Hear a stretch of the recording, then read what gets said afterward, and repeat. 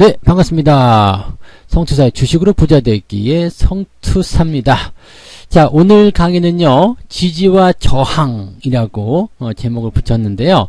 사실 지지와 저항에 대한 강의는 진지게 해드렸어야 되는데 이 부분이 조금 늦게 나왔네요. 다른 강의들 하다가 그렇게 된 것 같습니다. 이 초보 투자자분들이 가장 기술적 매매, 기술적 분석에서 많이 활용하는 부분입니다. 그리고 차트에서도 이 지지와 저항을 통해서 거의 매수와 매도가 이루어지기 때문에 주식 매매의 꽃이다. 또 주식 매매에서 가장 중요한 기본 원칙이다. 기본적인 조건들이다. 이렇게 이야기를 할 수가 있겠습니다. 그래서 오늘 이 지지와 저항에 대한 강의는 가장 기초적이면서도 또 가장 중요한 또 이 차트를 통해서 매매하는 그런 부분에 기초, 토대가 되는, 뼈대가 되는 그러한 강의이기 때문에 여러분들 꼭 정독하시기 바라고 이 부분들을 좀 이해를 잘 하실 수 있도록 굉장히 쉬워요. 굉장히 쉽기 때문에 이해를 하실 수 있도록 최대한 노력하시고 이해가 잘 안되면 한 번 보고 두 번 보고 세 번 보고 자꾸 보시는 그런 강의로 생각하시면 좋을 것 같습니다. 아시겠죠? 준비되셨죠? 자, 그러면 이제 지지와 저항에 대한 완전 정복하러 가보도록 하겠습니다. 자, 지지와 저항이라는 것을 일단 생각할 때는요, 가장 중요한 것이다 라는 것만 좀 생각하시면 될 것 같아요. 주식 투자에서 가장 중요한 건 뭐냐? 주식의 매수와 매도, 주식의 매수와 매도입니다. 그리고 이 매수와 매도에 대한 신호는 굉장히 많습니다. 알고 계시죠? 뭐 보조지표도 많이 있고 또 어떤 기술적 분석상에서의 뭐 캔들 차트 모양새라든지 뭐 여러가지 이제 분석의 조건들이 많이 있습니다. 그리고 지지와 저항이라는 것도 그 중에 하나이다. 즉 매수와 매도의 신호이고, 즉 매수와 매도는 주식 투자에서 가장 중요한 것이고 이 가장 중요한 것의 신호 중에 하나인데 이 신호 중에서도 가장 중요한 기본이 되는 신호다. 즉 가장 중요한 것에 가장 중요한 것이다. 네, 이렇게 되면 뭔 소리인지 모르겠죠. 아무튼 그렇다라고 보시면 됩니다. 굉장히 중요하다. 베리베리 임포턴트하다. 이렇게 생각하시면 되겠죠. 그래서 지지와 저항에 대한 부분들은 이렇게 우리가 가장 중요한 매수와 매도의 신호가 된다라고 그 정도만 생각하고 계시면 되겠습니다. 이렇게 중요한 거기 때문에 우리가 꼭 알고 넘어가야 된다. 이렇게 말씀을 드리는 거죠. 자, 그러면 이 지지와 저항이라는 것이 무엇인지에 대해서 한번 알아보자 이거예요. 지지가 뭐예요? 요즘 애들은 지지가 뭐냐 그러면은 게임하다가 포기하는 거요 뭐 이딴 소리 하던데 그런 거 아니고요. 우리 애기한테 우리 아이가 어릴 때 야 지지가 뭔지 아냐? 농담삼아 물어봤더니 더러운 거 땅바닥에 있는 거 근데 그 말이 또 맞더라고요. 지지라는 것은요. 아유 지지 왜 땅에 떨어진 거 더러운 거 바닥에서 나오는 거예요. 더 이상 내려가지 못하게 주가를 방어하는 것이라고 이름을 써놨지만 완전 땅바닥에 있는 거 더러운 거 그렇기 때문에 그 위치는 우리가 지지라는 어떤 표현을 쓰게 되면서 더 이상 더 나락으로 떨어져서 더 이상 최악이 없어 그런 거요. 더 이상 뭐 갈 데가 없어 이런 거 그것을 우리가 지지라고 생각하시면 됩니다. 그래서 약간 이렇게 좀 재밌게 연상시켜서 생각하셔도 괜찮을 것 같아요. 지지 그 땅바닥에 있는 거야 바닥이야. 바닥이야. 그렇게 생각하시면 되겠습니다. 그리고 바닥은 원래 좀 더러워요. 그래서 지지를 일단 그렇게 생각하시면 되겠고요. 그리고 저항은 뭐냐 이거죠. 저항은 뭐 다 아시겠죠? 안 돼. 더 이상 올라가지 못하게 주가를 방해하는 것. 그것이 바로 저항입니다. 뭐 그냥 다른 의미에서 저항은 그냥 뭐라 그럴까요? 그냥 저항이죠, 저항. 저항. 맞서서 싸우는 거, 뭐 그런 거라고 좀 봐야 되겠는데, 우리는 주식 투자에서 활용하는 저항이기 때문에 주가가 더 이상 올라가지 못하게 방해하는 행위를 저항이라고 한다. 이렇게 말씀을 드릴 수가 있는 겁니다. 자, 그러면 이 지지와 저항에 대한 그 포인트를 우리가 좀 생각해 보셔야 되겠죠. 그래서 지지와 저항을 매수와 매도에 어떻게 활용하면 좋을까? 뭐 아주 간단합니다. 지지는 바닥에 있으니까 매수죠. 저항은 뭐예요? 주가 더 이상 못 올라가니까 매도를 해야 되겠죠. 자, 주식 투자를 할 때 항상 그렇습니다. 더 이상 내려갈 데가 없으면 매수고요. 더 이상 올라갈 데가 없으면 매도예요. 그 다음에 더 이상 내려갈 데가 없다라는 것은 이제 갈 길은 어디예요? 상승밖에 없는 거고, 더 이상 올라갈 데가 없다는 것은 갈 길은 내려가는 것밖에 없는 거잖아요. 당연히 지지의 포인트에서는 매수가 들어가고 저항의 포인트에서는 매도가 들어가는 것입니다. 자, 그러면 어떤 것들이 이 지지와 저항에 대한 조건들인지를 우리가 확인해 봐야 되겠죠. 그래서 그 이야기들을 이제부터 시작합니다.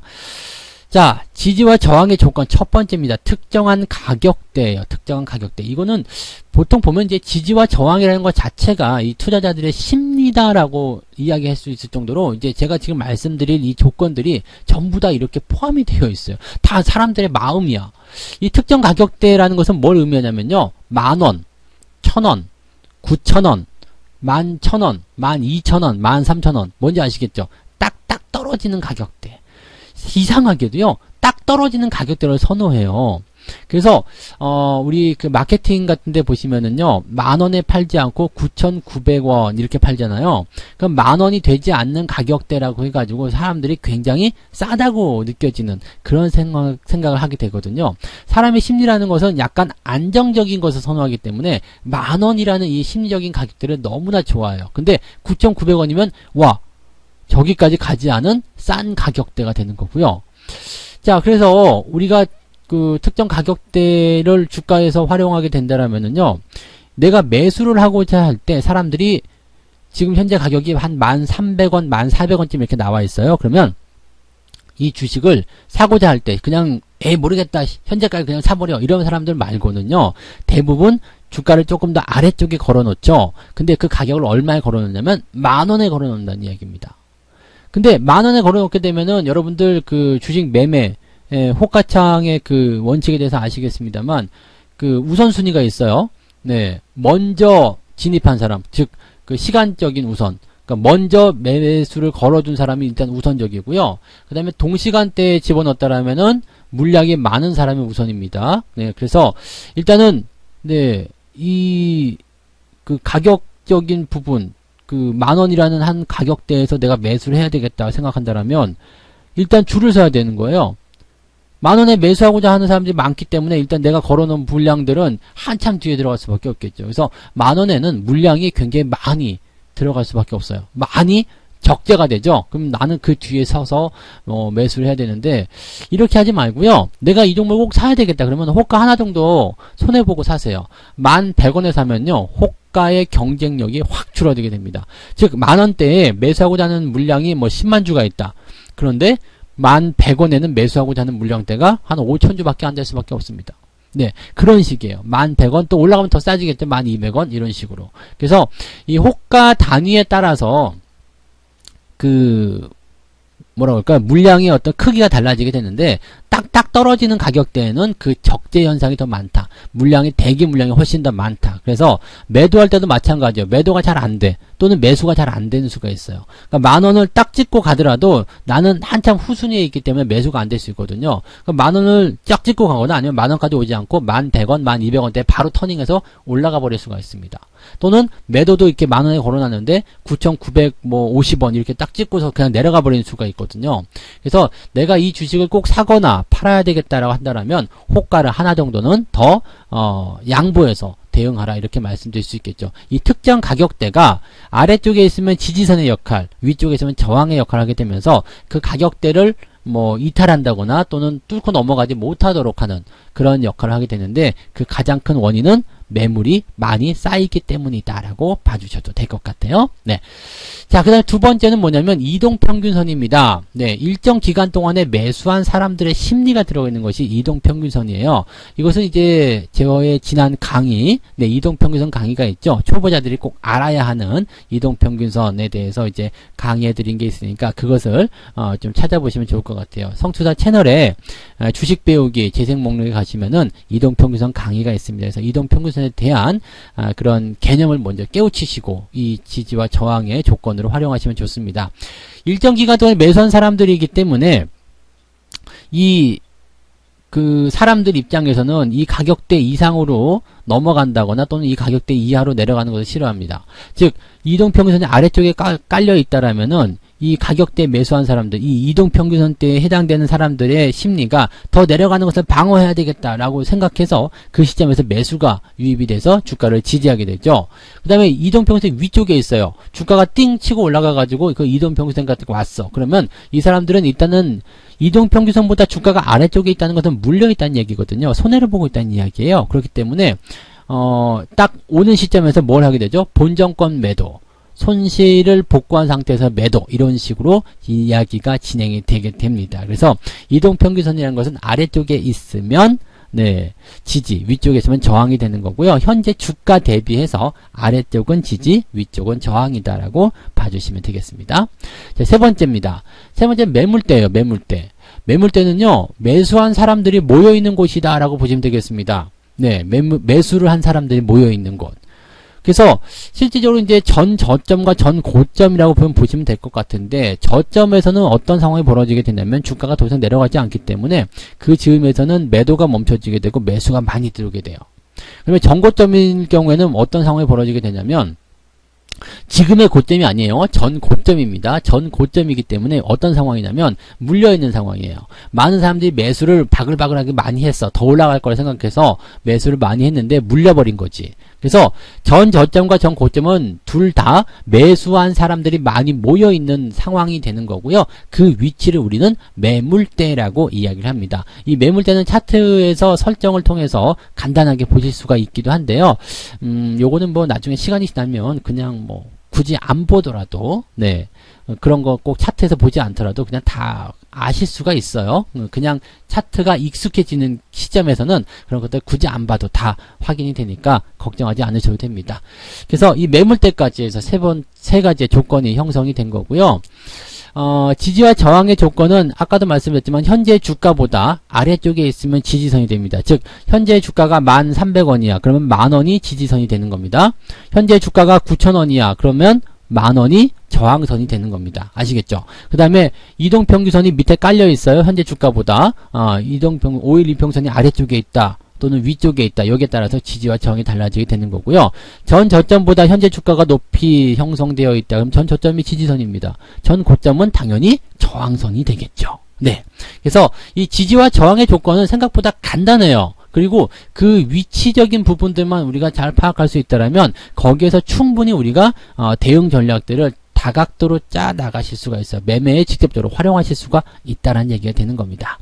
자, 그러면 이제는 차트를 통해서 이 지지와 저항이 어떻게 작용을 하고 있는지 알아봐야 되겠죠. 그래서 이제는 차트 분석을 통한 포인트를 잡아보도록 하겠습니다. 자, 차트를 보게 되면은요, 특정 가격대에 대한 사례를 먼저 좀 말씀을 드릴게요. 여기 지금 차트상에서 나타나는 모양새 잘 보세요. 고점이요, 최고가가 19,950원에 나와 있습니다. 19,950원. 야, 진짜 호가 얌실없게, 그죠? 2만원 찍고 내려가면 안 되나? 이 생각인데, 그렇게 안 준다는 이야기야. 왜? 2만원대에 물량이 꽉 차 있으니까 거기까지 안 가는 거예요. 19,950원에 탁 치고 나가버립니다. 근데 사람들은 어떻게 돼요? 2만원에 팔고 싶어서 2만원에 걸어놨다가 엿을 먹는 거죠. 네. 자, 여기는 지금 보시면은요, 최저가가 13,850원 나와 있지만 아래쪽 꼬리입니다. 그렇기 때문에 위쪽으로 보게 되면 14,000원에 대한 지지가 형성이 된 겁니다. 이거는 일시적으로 이제 주가가 변동성을 보일 수는 있어요. 이 14,000원이라는 어떤 특정 가격대를 팔다 보니까 더 많이 팔릴 수도 있는 거거든요. 또 사다 보니까 더 밑에까지 살 수 있는 부분이 됩니다. 그래서 그 밑에까지 내려갔다 오는 부분이 있지만 평균적인 가격대의 그 지지 라인 때는 14,000원이 된다고 보시면 되는 거죠. 이렇게 딱딱 떨어지는 가격대를 사람들이 매우 좋아한다라는 것이 일단 가장 첫 번째 우리가 알아봐야 되는 상황인 거고요. 자, 보시면은 이제 중간중간에도 이런 것들이 나타나게 됩니다. 여기도 보시면은 최고가가 29,500원입니다. 3만원을 가지 못한 상태에서 밀려버렸어요. 네, 그 다음에 여기는 23,300원의 지지가 나타납니다. 그러니까 일단 2만원이라는 특정 가격대라고 우리가 딱 그 이야기를 하지만은 지금 여기도 보셨지만 그 저항대로 간다라면은 3만원이라는 기준을 정해놓고 29,500원, 29,700원, 29,400원 이런 식으로 후반부에 형성되는 것이 이제 일반적인 부분이고, 여기도 또 2만원을 지지점으로 형성됐지만 21,100원, 22,200원, 23,300원 이런 식으로 근처 지점에 형성되는 것이 이제 지지선의 포인트다라고 보시면 되겠습니다. 중간에서도 이제 꿈틀꿈틀하는 구간들이 있어요. 23,000원에 지지 라인이 형성되는 모습, 아니면 단기 고점대가 26,000원에 형성되는 모습들, 그 다음에 치고 올라갈 때 25,000원대부터 저항을 받는 모습들, 이런 것들이 지금 차트상에서 다 보여지는 거죠.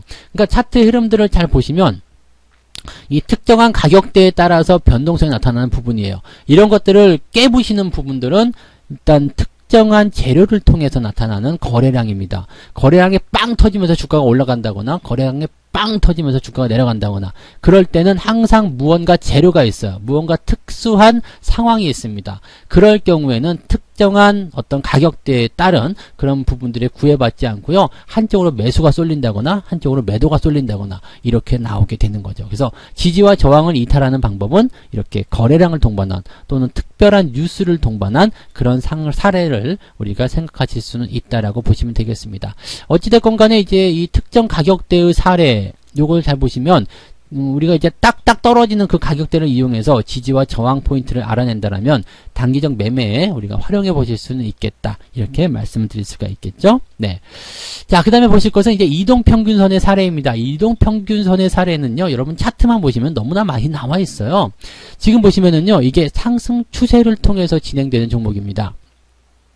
아래쪽에 22 이동평균선, 이 까만색이 5일선, 그 다음에 빨간색이 20일, 이 파란색이 62 이동평균선, 이 초록색은 120일 이동평균선이고요. 그 다음에 분홍색이 200일, 그 다음에 갈색이 300일 이동평균선입니다. 제가 차트에서 설정하고 있는 이동평균선의 세팅입니다. 뭐 이것보다 더 길게 뭐 720선 이렇게까지도 하시는 분들이 있습니다만 저는 그렇게까지는 보지 않습니다. 자, 어쨌건 간에 지금 60일 이동평균선을 통해서 상승 추세가 진행 중에 있는데 잘 보세요. 주가의 흐름은 사실 5일 이동평균선은 지지선의 역할을 많이 하지 못합니다. 그냥 5일 이동평균선 이용할 때는 단기 급등에서의 나중에 제가 강의를 해드리겠습니다만 단기 급등에서의 필요한 기준선 역할을 하는 정도가 5일 이동평균선이지 이 추세를 결정한다거나 뭐 지지선, 저항선의 역할을 하기는 조금 어렵습니다. 왜냐하면 너무 짧은 기간에서의 변동성이 나타나기 때문이죠. 하지만 20일 같은 경우는 달라져요. 한 달이거든요. 거의 20일 거래일이잖아요. 그러니까 한 달 동안에 이제 뭉쳐진 사람들의 평균 단가이기 때문에 이것이 지지나 저항의 역할을 충분히 합니다. 62 이동평균선은 한 분기예요. 네, 분기. 즉 3개월 동안 진행된 부분이기 때문에 충분히 그런 것들을 할 수가 있겠죠. 뭐 그 이후에 장기 이평선은 더 말할 나위가 없을 테고요. 자, 그래서 22 이동평균선 근처까지 들어왔을 때 주가가 주춤주춤하면서 다시 반등 나가는 모양새, 이런 것들을 우리가 지지선이다라고 얘기할 수가 있는 거죠. 근데 이 지지선 라인을 깨고 내려갔어요. 그러면 그 다음번 지지선 어디에 있어요? 62 이동평균선. 다시 여기서 반등이 치고 나갑니다. 그 다음에 22이동평균선 다시 또 깨고 내려갔을 땐 60일 이동평균선. 자, 20일과 60일이 다 깨지고 내려가면 120일 이동평균선. 이런 식이 됩니다. 그래서 이동평균선의 이런 계층적인 부분들이 나타나겠죠. 단계적으로 딱딱딱딱 나올 거예요. 그 부분들이 전부 다 지지선이 됩니다. 자, 120일 이동평균선 깨지면 어디가 지지가 될까요? 200일 이동평균선입니다. 네, 이런 식으로 이 지지 포인트를 찾아내셔야 돼요. 그러면 이 중간에 딱 걸쳐 있을 때 어떻게 돼요? 아, 더 빠지겠구나. 어디까지요? 다음번 지지선까지 더 빠지겠구나. 이 생각을 하시면 되는 거예요. 자, 122 이동평균선이 여기서 막연하게 탁 밀려 내려왔어요. 그럼 다음번 202 이동평균선 가격이 얼마인지 생각해야 돼요. 그 가격대를 생각하면서 아, 여기까지는 밀릴 수 있겠구나. 그러면 조심해야 되겠다. 그리고 그 즈음때 와서 주가가 지지를 받고 반등이 나가면 아, 반등하는구나. 그럼 여기가 지지가 확인이 된 거다. 이렇게 생각을 하실 수가 있는 거죠. 이해가 되시겠죠? 네. 그래서 이동평균선은 아래쪽에 깔고 들어갈 때는 상승 추세가 기본적이면서 이 이동평균선이 단계적으로 지지선을 만들어주기 때문에 상당히 오랫동안 상승하는 경향들이 있다고 보시면 됩니다. 자, 반대의 사례도 있겠죠. 계속 내려가는 모습입니다. 주가가 내려갔다가 반등을 계속 시도는 하는데 이동평균선이 가로막히게 됩니다. 올라갈 때마다 때려요. 올라갈 때마다 때려요. 올라갈 때마다 때려요. 네, 이런 상황이 만들어지죠. 근데 단기적으로 이제 이건 또 반대되는 개념이겠네요. 주가가 단기 골든 크로스를 만들었어요. 그런데 어디서 막혀요? 62 이동평균선에 또 막혀요. 빵. 네. 자, 이렇게 되면은요. 일단은 하향 추세는 상승과 반대입니다. 네, 그래서 단계적으로 이동평균선이 저항의 역할을 계속 만들고 있어요. 그렇다면 올라갈 때마다 이 저항대를 계속 뚫고 넘어가야 된다는 이야기죠. 아까도 말씀드렸지만 이 저항대를 한 번에 뚫으려면 어떻게 해야 돼요? 짧은 시간에 뚫어내려면 거래량을 동반한 특별한 이슈가 나타나야 된다는 이야기입니다. 그렇지 않고서는 이런 단계를 밟아갈 수밖에 없어요. 왜 이런 단계를 밟아가야 되냐면 이 이격도가 벌어진 부분이 있죠. 이동평균선의 간격이 크게 벌어진 부분을 일단 수렴으로 만들어야 되는데 그렇기 위해서는 이렇게 차근차근 얻어맞고 내려갔다 그러면서 계속적으로 저점을 확인해 줘야 되는 모습이 있기 때문입니다. 이런 부분들은 나중에 다시 설명을 좀 드리도록 하죠. 어쨌건 이동평균선의 저항 사례를 보게 되면 위쪽에 그걸 얹고 있다면, 이동평선을 얹고 있다면 그것은 항상 저항이 두꺼운 사례가 된다. 이것을 우리가 역배열이라고 하게 되고요. 저항이 두껍다라면 주가는 밀릴 수밖에 없다라고 봐야 되겠죠. 네. 자, 그 다음 걸 보도록 합니다. 자, 매물대 사례입니다. 일단은 여기 차트를 잘 봐보세요. 주가가 평온하게 횡보를 진행하다가 단기에 빵 치고 올라서 여기서 이제 물량이 빵 터졌어요. 네, 안 봐도 알겠죠? 거래량 많이 터졌을 겁니다. 자, 지금 보시면은 윗꼬리가 많이 달렸고요. 그 다음에 음봉 떨어지면 주가 쭉 밀리는데 여기는 도대체 왜 빠졌을까를 한번 구경해 봐야 되겠죠. 여기를 생각해야 되는 것이 이제 매물대입니다. 요거를 딱 해가지고요. 이런 상황이 나올 때 뭐라고 했어요? 여기서 선을 하나 쫙 그으라고 했죠. 네, 전 고점 때 이 꼬리 맞는 부분 여기서 선을 하나 딱 그은 이후에 좌측편을 살펴봐라. 그게 바로 이 차트예요. 자, 선을 쫙 긋고 좌측편을 살펴봤더니 무언가 깨림칙한 곳이 있어. 이 노란 박스. 네, 그 전에도 물론 있겠습니다만 이 노란 박스에 뭔가 깨림칙한 구간, 무언가가 좀 많이 답답해 보이는 그런 구간이 있어요. 이게 뭐지? 네. 보통은 요 정도 시점에서는 대부분 그냥 매물대가 있구나 정도를 대충 알게 되시는데요. 초보자분들이나 처음 보시는 분들 잘 모를 수도 있어요. 그럴 때는 차트 설정을 해주시게 되면 매물대가 이렇게 보여지게 됩니다. 그러면 지금 보시면 아시겠습니다만 이게 주가가 단기 급등 이후에 변동성을 보이는 이 구간에서 매물대가 크게 나타나죠. 이건 뭐냐면 가장 매수를 많이 한 사람들이에요. 즉 매수한 사람들이 가장 많이 몰려있는 구간이다라고 보시면 됩니다. 이 구간대에 있는 이 파란색 끝까지 올라온 이 구간이죠. 여기가 바로 매물대. 즉 매물대라는 것은 뭐예요? 저때 물려있는 사람들이 어떻게 해요? 반등이 올라올 때 본전 매도를 하고자 하는 그런 상황이 있다라고 보시면 되는 겁니다. 그래서 이 매물대의 사례를 우리가 차트를 통해서 보게 되시면 이렇게 확인이 가능하시다고 볼 수 있습니다. 자, 반대되는 개념도 있겠죠. 주가가 단기 상승에 대한 부분들도 물론 매물대 포인트가 있겠습니다만 계속해서 내려가다가 추세를 전환시키려고 하는 모양새가 나타날 때가 있어요. 그럴 때는 저점이 좀 일관적으로 만들어지게 되죠. 제가 아까 전에도 말씀드렸지만 추세가 바뀔 때는 어떻게 돼요? 지지라는 부분들, 즉 저점에 대한 부분들이 형성이 되면서 그 자리에서 더 빠지는 것을 방어하고자 한다. 주가가 내려가는 것을 싫어한다라는 개념이 만들어진다고 그랬죠. 그래서 그 가격대를 잘 보게 되면 여기가 이렇게 됩니다. 하락 추세에서 바닥 전환. 그럼 이 시점에서는 정말로 매수하는 사람들이 많은 것일까 봐야 되겠죠. 매물대 차트를 보게 되면요, 어마어마하다는 것을 확인하실 수가 있어요. 매수를 정말 많이 했죠. 이 사람들이 이 종목의 지지선이 되는 것입니다. 그러면 이렇게 단단한 지지선이 형성된다면 주가는 더 이상 내려가지 않고 횡보를 하거나 아니면 반등을 하게 되겠죠. 그러면 반등을 하게 된다면 이 종목은 추세의 전환 포인트로 주가가 상승을 할 수 있는 그런 조건을 만들게 된다. 이렇게 판단을 하시면 되는 겁니다. 자, 이 내용을 여러분들이 잘 판단해 주시면 아주 쉽게 매물대를 이용해서 또 대응이 가능하시겠죠. 매물대 차트를 꼭 확인하지 않으셔도 됩니다. 이렇게 그냥 큰 흐름들 이렇게 보시면은요, 이 매물대 차트 해놓고 보면 차트가 지저분해 보여요. 근데 이거 없으면 굉장히 깔끔하죠. 우리가 이 차트를 처음에는 뭐 매물대가 있는지 없는지 잘 모르기 때문에 간간히 확인을 하시더라도요, 나중에는 이런 것들 보조지표도 다 띄어내고요, 그냥 차트의 흐름만 보고도 요때쯤이면은 뭐 MACD가 이렇게 됐겠지, 이때쯤이면은 뭐 과매도겠지, 과매수겠지, 매물대가 나왔겠지 등등의 이야기들을 우리가 확인하실 수가 있을 겁니다. 충분히 여러분들 그러실 수 있을 거라 생각하니까 저는 믿어 의심치 않습니다. 아시겠죠? 그래서 지저분한 매물대 차트는 일단 처음만 확인하고 그 다음부터는 확인 안 해도 된다. 어쨌건 이 매물대에 대한 부분이 아래쪽에 있으면 강력한 지지, 위쪽에 있으면 강력한 저항으로 작용한다. 즉 매수와 매도가 실질적으로 움직이게 되는 사례가 만들어진다고 보시면 되겠습니다. 자, 그러면 이제 정리를 해드릴게요. 주식 매매의 꽃은 지지와 저항이다. 지지는 매수, 그리고 저항은 뭐예요? 매도죠. 네. 현재 주가보다 아래쪽에 이 조건들이 형성되어 있으면 지지선, 위쪽에 조건들이 형성되어 있으면 저항선이겠죠. 네, 그렇죠? 네. 그 다음에 지지와 저항은 투자자들의 심리를 대변하는 부분들이다. 그래서 지지와 저항에 대한 부분들은 투자자들의 심리를 그대로 가지고 있기 때문에 여러분들이 심리학 공부를 하시는 것도 괜찮아요. 사람들의 마음. 만약에 그런 거 공부하기 어렵다 그러면 나라면 어떻게 했을까? 왜냐면 여러분들 똑같은 개인이시기 때문에, 네, 그죠? 네, 똑같은 개인 투자자예요. 그러니까 나의 마음은 너의 마음, 너의 마음도 나의 마음이야. 다 같이 20년 지금 다 통하는 거예요.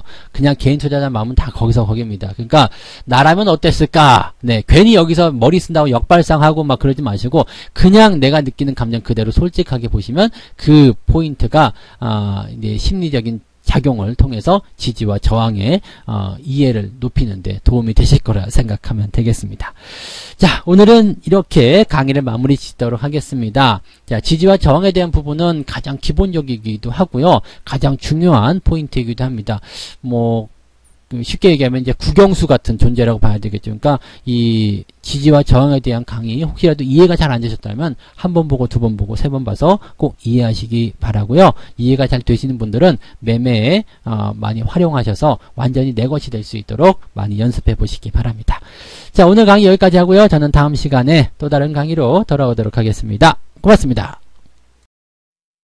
본 방송에서 제공되는 모든 정보는 투자 판단의 참고 자료이며 투자의 최종 책임은 본 방송을 이용하는 본인에게 있습니다.